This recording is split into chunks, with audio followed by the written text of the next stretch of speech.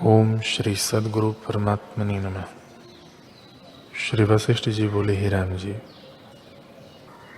संसार रूपी अपार समुद्र से युक्ति और आत्म अभ्यास बिना तरना कठिन है। हे राम जी, जो इनसे तर जाता है वही पुरुष है। संत जनों की संगति करने से पाप दग्ध हो जाते हैं। जो पुरुष सकाम होकर तप यज्ञ और व्रत करते हैं उनकी संगति न कीजिए, क्योंकि वे ऐसे हैं जैसे यज्ञ का खंभा पवित्र होता है परंतु उसकी छाया कुछ नहीं, इससे उसके नीचे कोई सुख नहीं पाता। हे राम जी, सब सकाम कर्म जन्म मरण देने वाले हैं। यद्यपि जिज्ञासु भी यज्ञ व्रत और तप करते हैं तो भी वे उनसे श्रेष्ठ हैं, क्योंकि निष्काम है। फूलों के बगीचे और सुंदर फूलों की शैया आदि विषयों से भी ऐसा निर्भय सुख नहीं प्राप्त होता जैसे संतों की संगति से प्राप्त होता है, क्योंकि उनका निश्चय सदा आत्मा में रहता है। हे राम जी, ऐसे ज्ञानवानों की संगति करके जब हृदय शुद्ध होता है तब आत्म तत्व की प्राप्ति होती है। जब तक हृदय मलिन है तब तक उसकी प्राप्ति नहीं होती।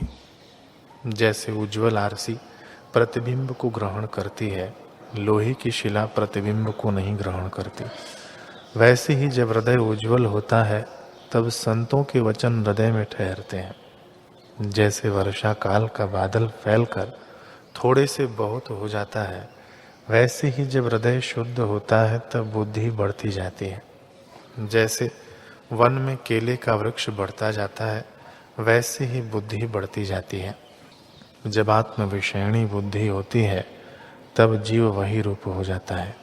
ओम श्री सद्गुरु परमात्मने नमः। वशिष्ठ जी बोले, हे राम जी, जब वैराग्य और अभ्यास रूपी जल से मन निर्मल होता है तब ब्रह्म ज्ञान रूपी रंग चढ़ता है और सर्व आत्मा ही भासता है। और जब सर्वात्म भावना होती है तब ग्रहण और त्याग की वृत्ति नष्ट हो जाती है और बंध मोक्ष भी नहीं रहता। जब मन के कषाय परिपक्व होते हैं, अर्थात भोग की सूक्ष्म वासना से मुक्त होता है और सत्यशास्त्र के विचार से क्रम से बुद्धि में वैराग्य उपजता है, तब परम बोध को प्राप्त होता है और कमल की नाई बुद्धि खिल जाती है।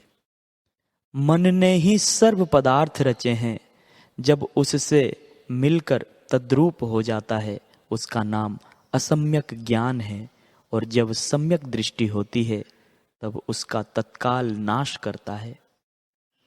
जब भीतर बाहर दृश्य को त्याग करता है और मन सत्य भाव से स्थित होता है तब वह परम पद को प्राप्त हुआ कहता है।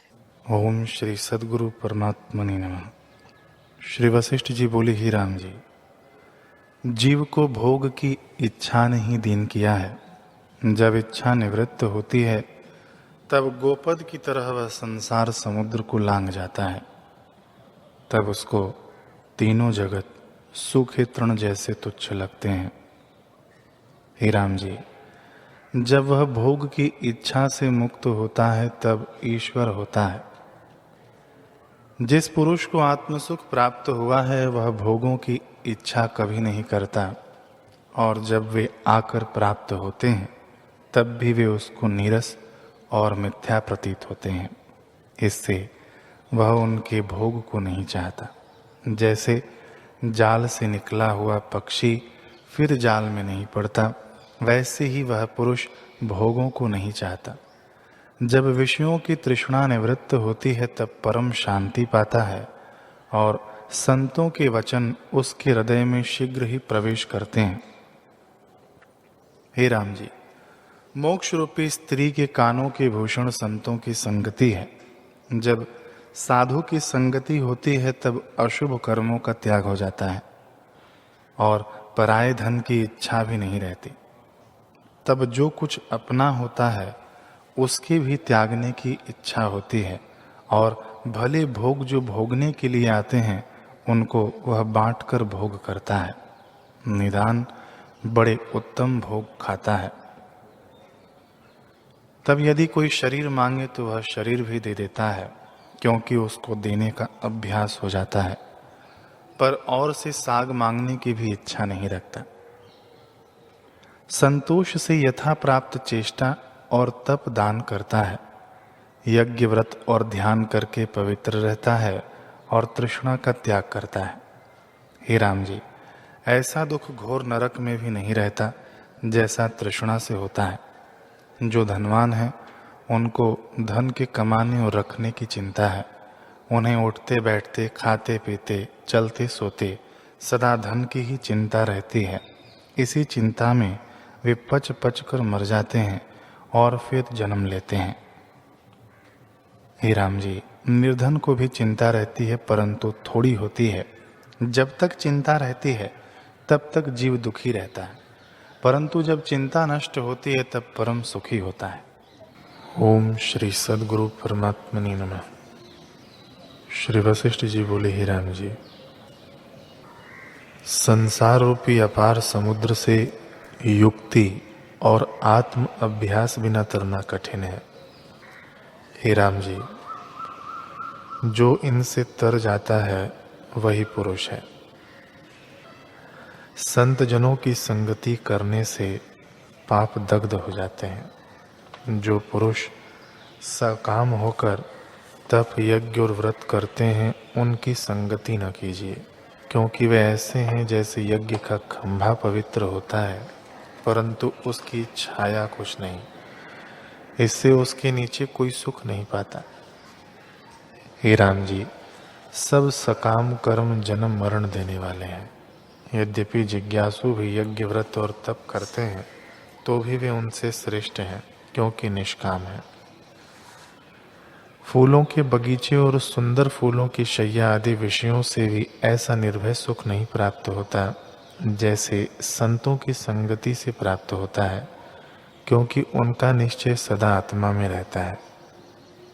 हे राम जी, ऐसे ज्ञानवानों की संगति करके जब हृदय शुद्ध होता है तब आत्म तत्व की प्राप्ति होती है। जब तक हृदय मलिन है तब तक उसकी प्राप्ति नहीं होती।